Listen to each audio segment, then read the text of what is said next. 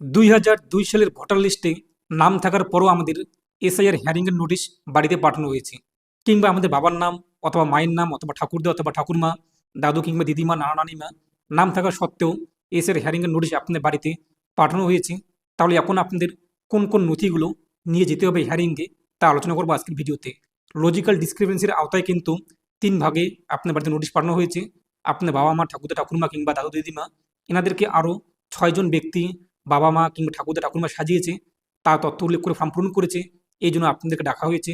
অথবা এমন হতে পারে যে বাবা মা, ঠাকুরদা ঠাকুরমা যার তথ্য দিয়ে আপনি ফর্মে পূরণ করেছেন তার সঙ্গে আপনার বয়সের ফারাক বেশি রয়েছে কিংবা কম রয়েছে, কিংবা এমন হতে পারে যে আপনার নামের মিসম্যাচ, তার কারণে আপনার বাড়িতে কিন্তু নোটিশ পাঠানো হয়েছে।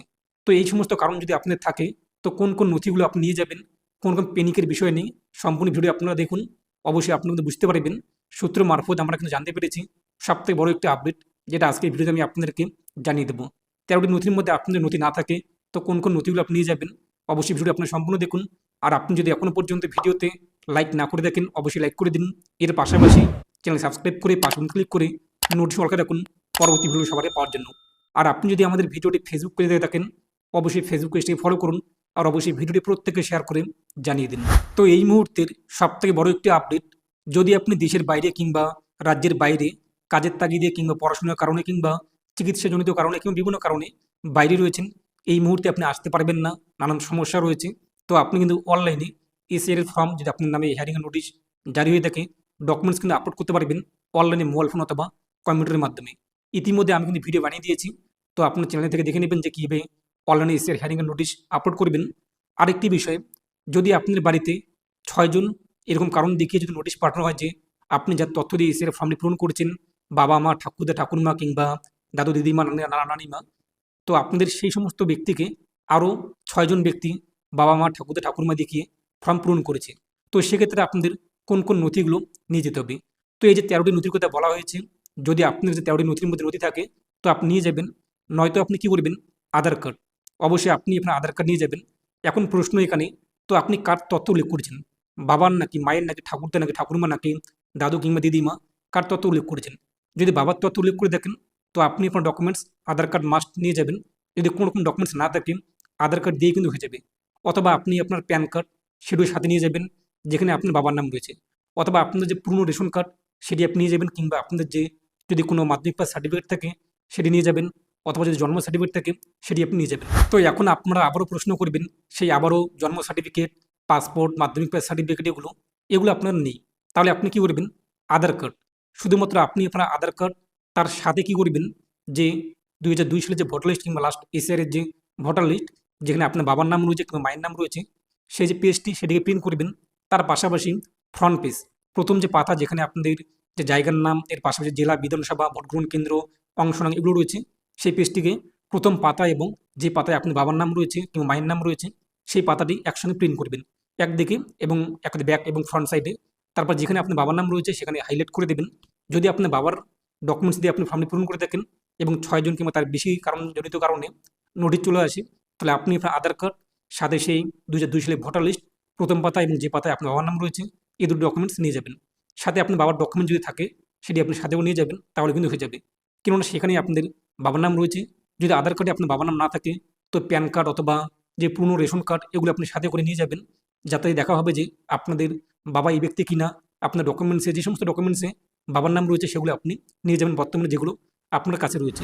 আর আপনি যদি ঠাকুরদা কিংবা ঠাকুরমার তথ্য দিয়ে ফর্মটি পূরণ করে দেখেন, এবং সেক্ষেত্রেও আপনাদের লজিক্যাল ডিসক্রিপেন্সি কিংবা আপনাদের 6জন কিংবা তার বেশি কারণজনিত কারণে নোটিশ চলে আসে, তাহলে আপনি কি করবেন, যদি ডকুমেন্টস না থাকে তাহলে নথির মধ্যে আধার কার্ড সেটি এবং যে জায়গায় আপনাদের ঠাকুরদের নাম রয়েছে 2002 সালে ভোটার লিস্ট, সেই জায়গাটি প্রিন্ট আউট করবেন এবং ফ্রন্ট পেজ প্রথম পাতা 2002 সালে ভোটার লিস্টের সেটি এবং ঠাকুরদার নামের পাশে আপনি হাইলাইট করে দেবেন কিংবা নিচে দাগ দিয়ে দেবেন।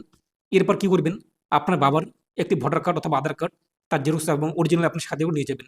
কেননা আপনার ডকুমেন্টসে আপনার বাবার নাম রয়েছে এবং আপনার বাবার ডকুমেন্টসে আপনার ঠাকুরদার নাম রয়েছে, এই দিক দিয়ে কিন্তু লিঙ্ক যে রয়েছে, ফ্যামিলিগত বংশগত যে মিল এটা কিন্তু রয়েছে। এবং নির্বাচন কমিশন যখন এটা বুঝতে পারবে যে আপনি এবং আপনার বাবার ডকুমেন্টসে আপনার নাম এবং আপনার বাবার ডকুমেন্টসে আপনার ঠাকুরদার নাম, এই যে লিঙ্কেজ, এটা কিন্তু খুব সহজে মিলে যাবে। এরপরে আপনার নাম কিন্তু চলে আসবে, কোনো কিন্তু সমস্যা হবে না। আর এখন প্রশ্ন, আপনার বাবা যদি মারা যায় এবং আপনার বাবার নাম 2002 সালে ভোটার লিস্টে নেই, ঠাকুরদার নাম ছিল, তাহলে আপনার বাবার যদি জমির দলিল থেকে যে ডকুমেন্টসে আপনার বাবার নাম পাশাপাশি আপনার ঠাকুরদের নাম রয়েছে, এরকম ডকুমেন্টসগুলো আপনি সাথে করে নিয়ে যাবেন, তাহলে কিন্তু হয়ে যাবে। তো আশা করি বুঝতেই পেরেছেন, যাদের 6 জন কিংবা তার বেশি কারণজনিত কারণে নোটিশ চলে আসছে, তো আপনি এই লিঙ্কেজটিকে মিল রাখবেন, তাহলেই হয়ে যাবে। এখন আসি আমরা, যদি আপনাদের নাম মিসম্যাচ কারণে নোটিশ পাঠানো হয় যে আপনাদের নামের 1 থেকে 2টো অক্ষর মিসম্যাচ রয়েছে, গন্ডগোল রয়েছে, বেশি কম রয়েছে, কিংবা এর জায়গায় ও কিংবা এর জায়গায় পি ইত্যাদি রয়েছে, তাহলে আপনি কি করবেন? ধরুন আপনি আপনার নাম 2002 সালে ভোটার লিস্টে রয়েছে, তারপর আপনার বাড়িতে নোটিশ পাঠানো হয়েছে যে নামের মিসম্যাচ, 2002 সালে ভোটার লিস্টের সঙ্গে আপনার বর্তমান নামের কোনো মিল নেই, তাহলে আপনি কিন্তু দুটো পদ্ধতি অবলম্বন করতে পারেন। এক কোর্ট থেকে আপনি অ্যাফিডেভিট নিতে পারেন, অথবা বিএলও আন্ডারটেকিং কিংবা বিএলও ডিক্লারেশন ফর্ম। তো আপনি অন স্ক্রিন দেখতেই পাচ্ছেন এই ফর্মে কি রয়েছে।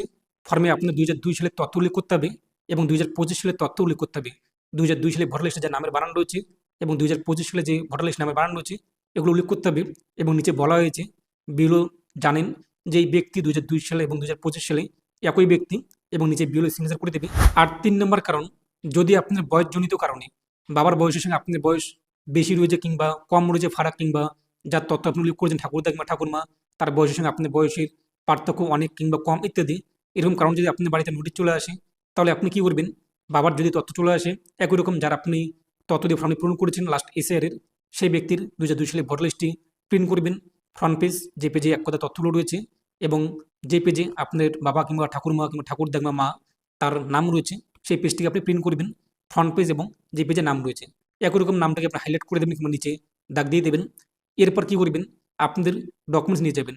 যেহেতু আপনাদের বর্তমান ভোটার কার্ডে 2025 সালে ভোটার কার্ডে বয়সের গন্ডগোল রয়েছে, বাকি যে ডকুমেন্টস আধার কার্ড, এর পাশে প্যান কার্ড, এরপর যে আপনি পুরনো রেশন কার্ড, এগুলো আপনি সাথে করে নিয়ে যাবেন, কিংবা ইলেকট্রিসিটি বিলের কাগজ কিংবা জমির যে দলিল থাকে আপনাদের নামে, সেগুলো আপনি নিয়ে যাবেন।